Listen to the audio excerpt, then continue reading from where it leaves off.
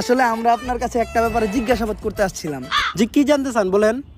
আসলে আমি জানতে চাই আপনার চোখ দুইটা এত সুন্দর কেন? স্যার কি কইতাছেন আপনি? এটা আমরা এই জায়গায় একটা মার্ডার কেসে তদন্ত করতে আইছি। ও সরি, ভুলে গেছিলাম। আসলে আপনার চোখের গভীরতা এত যে ওই জায়গায় আমি পাই না ঠাই। আপনার চোখের দিকে তাকাইলেই সবকিছু ভুলা যাই। আচ্ছা, এখন আসল কথায় আসি। রিসেন্টলি এমপির ছেলে মার্ডার হইছে, তো ওর সাথে আপনার কি সম্পর্ক ছিল? ও তো আমার বয়ফ্রেন্ড ছিল। বয়ফ্রেন্ড? এই, ওই খুন করতে, ওই হারকিউলিস ধর হবে। স্যার, ও তো আমার বয়ফ্রেন্ড ছিল, এখন তো নাই, এখন তো আমি সিঙ্গেল। সিঙ্গেল?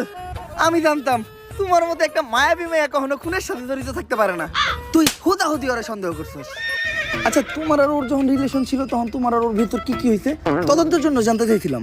এই ধরেন কিস। কি কইছিলাম না ও খুন করছে? ওই